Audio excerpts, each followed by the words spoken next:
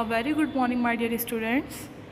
Unit 4, the fight. Up to para 27 we have done. Let's proceed with para 28. Antonio danced, a joy to behold. His left hand was like a pistol.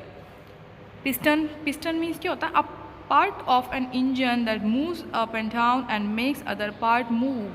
एक बहुत ही strong उसका जो हाथ था उसके लिए काफ़ी स्ट्रॉन्ग था, लाइक जस्ट इंजन, और वो उसको हिलाकर अपने आप को एनर्जी देने की कोशिश करता है. Pumping jabs one right after another which seeming is, और थोड़ा सा जंप करता है. Felix bobbed and weaved and never stopped boring in.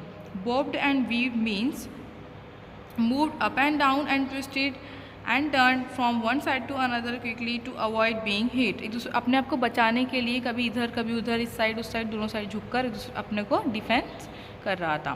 Bong both fighters froze a punch well on its way, sending up a roar of approval for good sportsmanship. Felix and Antonio moved quickly to their respective corners. फिर दोनों अपने अपने corner में चले गए. Was that right, Tony? His trainer talked into his ear. और Felix से जो था उनके ट्रेनर ने आगे कान में कुछ कहा. You gotta get in there, fella. Felix trainer poured water over his curly afro locks. Locks जो है बालों के गुच्छों के लिए यूज़ करा जाता है, तो उसके सर पे उन्होंने ठंडा ठंडा पानी डाला और उससे कहा कि तुम जीतोगे, और थोड़ा सा उसको मोटिवेट करा. Then bong bong round 2. अब राउंड 2 स्टार्ट होता है. Felix was off his stool and rushed. Antonio like a bull sending hard right to his head. Antonio एकदम बुल की तरह भागता हुआ आया और उसके सर पे वार करा. Antonio hurt sent back a blurring barrage of left and right. Blurring barrage, blurring means होता है मेकिंग एवरी लुक ब्लड. उसको हर चीज़ ब्लड नज़र आने लगी क्योंकि क्या था, उसकी स्पीड बहुत ज़्यादा थी. And barrage mean a series, लगातार. Right to the body, left to the head. Neither fighter was giving in an inch. दोनों एक दूसरे को लगातार मार रहे थे, और गिविंग एन इंच मतलब एक जरा सा चूक मौका भी नहीं दे रहे थे रुकने का. फाइट कंटिन्यू थी और दोनों बराबर से फाइट कर रहे थे.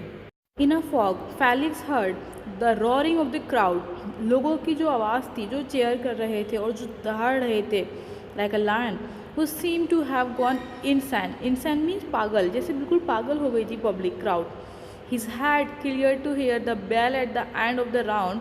और उन्होंने जब आवाज़ सुनी राउंड के एंड होने की, ही वॉज ग्लैड, वो बहुत खुश थे. His trainer sat him down, उनको बिठाया नीचे इन हिज कॉर्नर, उनकी कॉर्नर के साइड पर. Antonio was doing what all fighters do when they are hurt. और एंटोनियो के साथ वही हो रहा था जो हर्ट होने के बाद करा जाता है, लाइक उनको ट्रीट करना थोड़ा सा.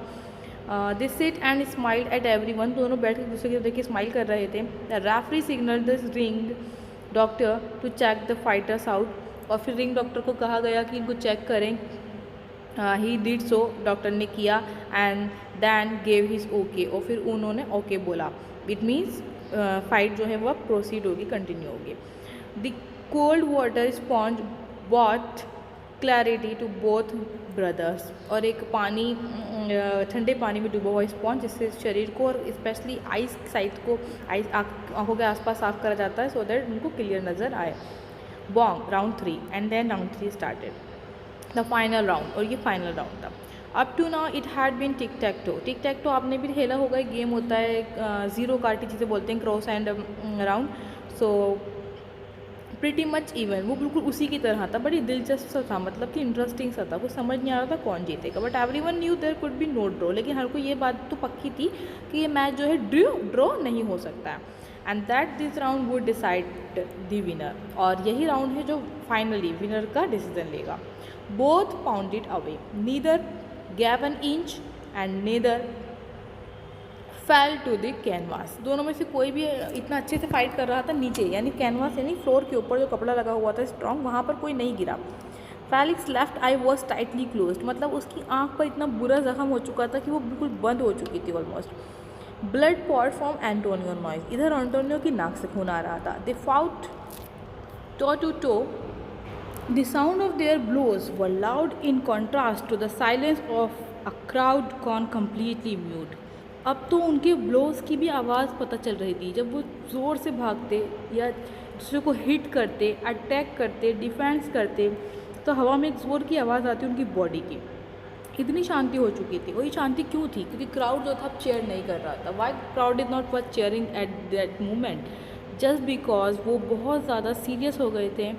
और अब इस चीज़ का सीरियसनेस ये बता रहा है कि ये लोग समझ चुके हैं कि फाइनल राउंड है, अब डिसीज़न इसी के बेस पर होगा। तो बहुत ध्यान से वो इस फाइट का एक एक मूव, एक एक नोट कर रहे हैं। Bong Bong Bong, the bell sounded over and over again. Felix and Antonio were past hearing. Their blows continued to pound on each other like hailstones. Finally, the referee and the two trainers pulled the two fighters apart. लड़ाई ख़त्म हो चुकी है और उसके बाद उनके referee ने उनको अलग अलग करा, उनके ट्रेनर ने उन दोनों को अलग करा, उनकी फ़ाइट को ख़त्म करा। ये इतनी तेज़ आवाज़ थी लेकिन उन दोनों को शायद सुनाई नहीं दे रही है, वो अपनी फ़ाइट में बहुत ज़्यादा मगन है। Cold water was poured over them to bring them back to their senses. उनको सेंस में लाने के लिए वापस उन पर ठंडा ठंडा पानी डाला गया। They looked around and then rushed towards each other. उन्होंने इधर उधर देखा एंड देन उसके बाद एक दूसरे की तरफ वो दोनों दौड़े, दोनों भागे। A cry of alarm surged through Tompkins Square Park. Was this going to be a fight to the death? The fear soon gave way to wave upon wave of cheering as the two amigos embraced. ऐसा लगा जैसे वो दोनों एक दूसरे को मार देंगे।